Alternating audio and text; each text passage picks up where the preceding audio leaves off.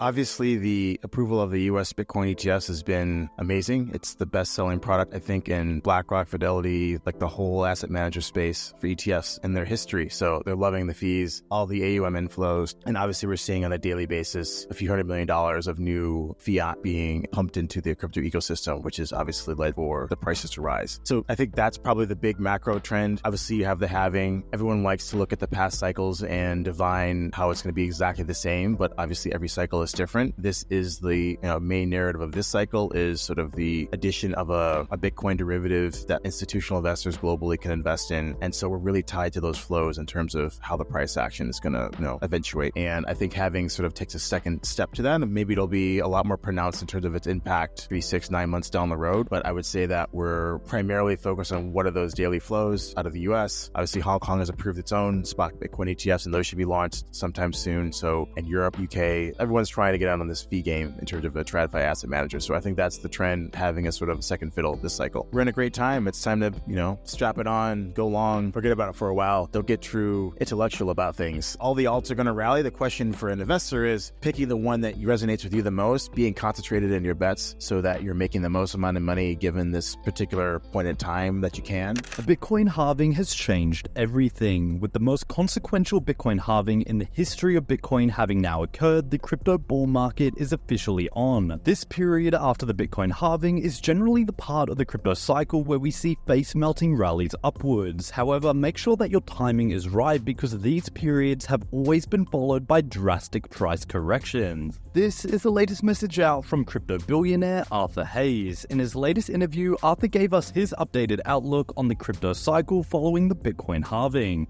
Arthur confirms that during this period following the halving, he believes Bitcoin and other altcoins will soar to new heights never seen before. With the approval of spot Bitcoin ETFs, the crypto market is booming with increased demand for both Bitcoin and crypto in general, which is now compounded by the Bitcoin halving. Whilst Arthur maintains his bullish stance, he also acknowledges the inevitable price corrections that will follow as many investors are quick to forget market trends. That said, Arthur asserts that we are headed towards some explosive upside for this cycle as the bond market is slowly collapsing, with more and more investors shifting from the traditional finance world to crypto. Make sure to stick around to the end of the video where Arthur guides us on how best to play the crypto bull market. Also guys, if you enjoy finance content, consider subscribing to the channel or liking the video. It's free and you can always change your mind. Now here's Arthur Hayes with his latest crypto outlook and predictions. Obviously, Solana's the hot kid on the block this cycle, and we're seeing that their TPS numbers are completely bullshit, which is fine. I mean, that's just a function of them being successful at attracting a meme coin degenerate trading crowd, and they want to all trade on Solana.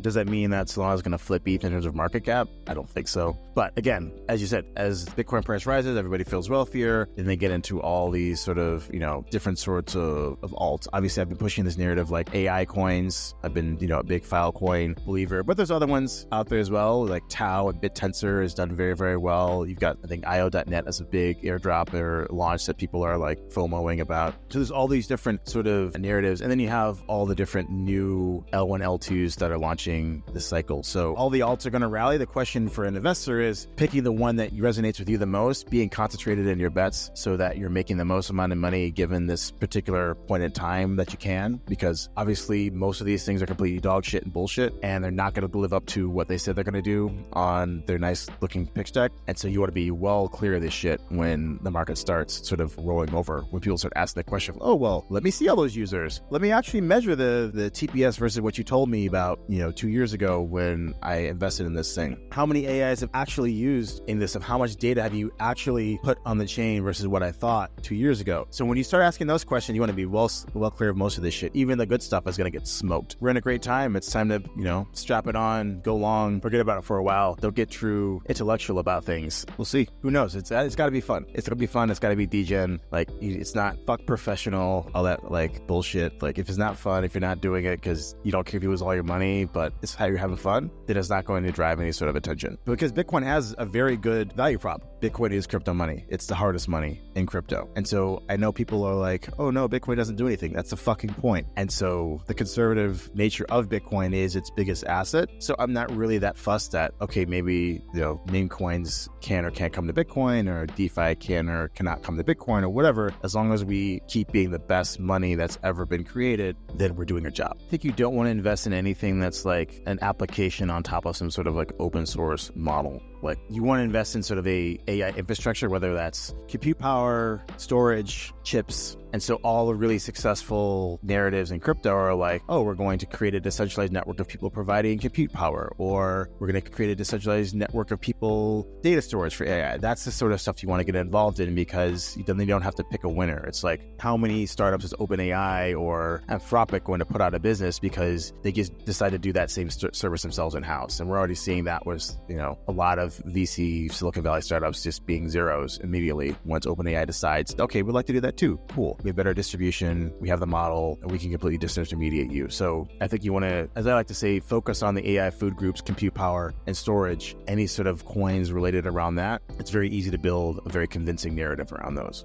Again, all the alts are going to rally. The question for an investor is picking the one that resonates with you the most, being concentrated in your bets so that you're making the most amount of money given this particular point in time that you can. We're in a great time. It's time to, strap it on, go long, forget about it for a while. Don't get true intellectual about things. There's no such thing as like a permanent plateau, right? I'm not fucking Irving Fisher in 1929 thinking that stocks are never going to go down, right? That's just dumb. Stuff goes up and down. We're humans. We overpromise the future and it gets there and it's kind of like blah, blah, blah, right? So I think maybe the cycle is just longer and the upside is just higher, but there will be an 85-90% drawdown in crypto. I am very confident in that. Sell the news. But again, you could be wrong. Most people are already invested. So it's not as if it's like, let's go short Bitcoin. It's, hey, I'm going to hold off and maybe I'll allocate more a week, 2 weeks, a few months after the halving. I think that's probably just going to be very boring. And we're entering the summer, we have vacation. So I think we're entering that low volatility, boring period, and sort of the halving sort of just starts that period. Obviously, the approval of the US Bitcoin ETFs has been amazing. It's the best-selling product, I think, in BlackRock, Fidelity, like the whole asset manager space for ETFs in their history. So they're loving the fees, all the AUM inflows, and obviously we're seeing on a daily basis a few $100 million of new fiat being pumped into the crypto ecosystem, which is obviously led for the prices to rise. So I think that's probably the big macro trend. Obviously, you have the halving. Everyone likes to look at the past cycles and divine how it's going to be exactly the same, but obviously every cycle is different. This is the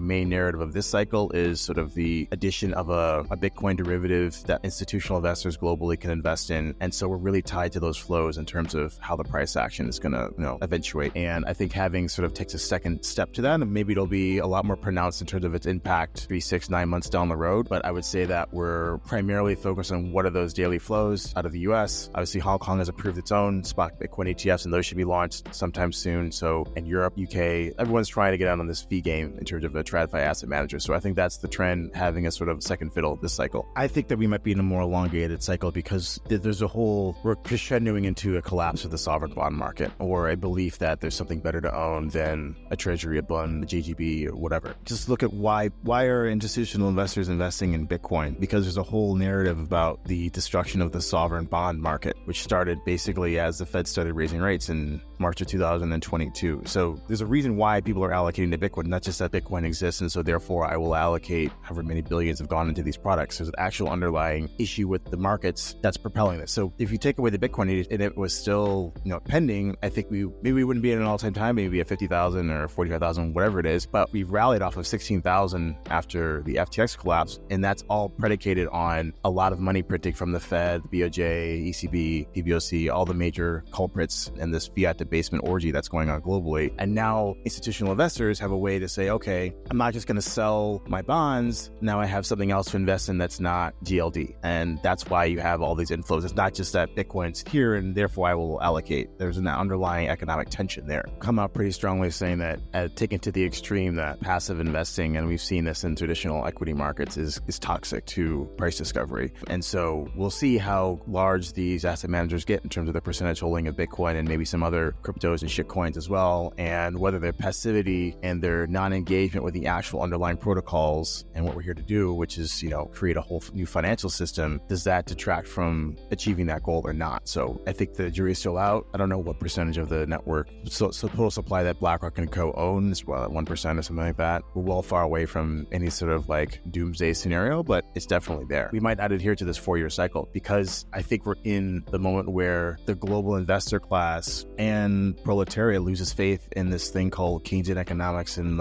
deficit financing. And so if we have a revolt of the bond market saying, fuck, I don't want to own JGBs, treasuries, bunds, all these bonds of these bankrupt governments, and here's this digital alternative, we could see a very explosive upside cycle. And then maybe if we throw all the baby boomers out of power around the world, the younger generation is like, well, why am I paying for healthcare for a bunch of Muppets? Let's reorganize the system. And then we might see some more responsible governance in terms of spending. And then at that point, maybe a government bond is a better bet than owning on Bitcoin on a forward-looking basis. So I think things can change. We obviously think that the same crop of idiots who run the world are going to continue doing so. And, the same sort of deficit financing policies are going to prevail for the foreseeable future. But that's not going to be the case. In 5 years' time, things are different. So I think that would be my caveat to the super cycle. And I hope the more people who say super cycle, the more I'll be ready to start dumping bags. The Fed and the Treasury, at least in the U.S. perspective, are net stimulative. And because the stock of U.S. debt is so high, and all these other Fed programs that they have, reverse repos, interest on excess reserves, taken together, they've been stimulative for a while. Because as they raise rates, they pay more interest out to banks and wealthy individuals who spend that money into the economy, right? And so I think the focus on whether it's 2 or 3 rate cuts or maybe it's 0 is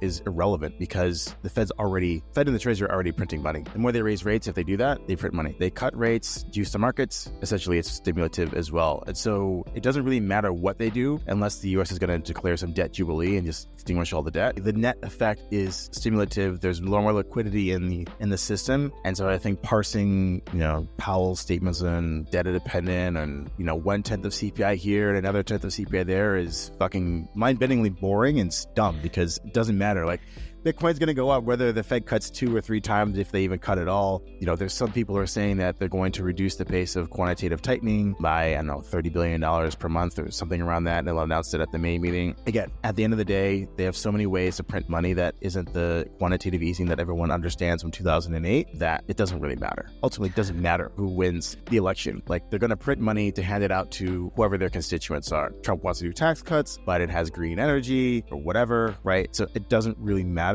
It's a fun little circus that everyone gets to watch about 2 old dudes fighting it out in the media, but other than that, it's irrelevant. I think that if they were going to ban it, but they've done it already, my base case is look at China. In China, Bitcoin is not illegal. It's not illegal to hold Bitcoin. It's illegal to do a lot of things in China. Obviously, very controlling sort of policies that they run over there, but they have not deemed Bitcoin illegal, because I think they know it's very good advertising when you make something illegal that you can't actually enforce in a broad sense, right? Individually, yes, police can go over to your house and put a hammer, put an M16 to your head and say, give me the private keys to, a few different individuals. But like on a broad scale, it's very hard to enforce a ban on private ownership of Bitcoin, which is different than necessarily in gold, right? Because in 1933, FDR in the US banned private ownership of gold. Very easy to enforce that policy because gold's fucking heavy. And, it's very easy to find somebody who's storing a lot of gold versus a private key that's held in your head.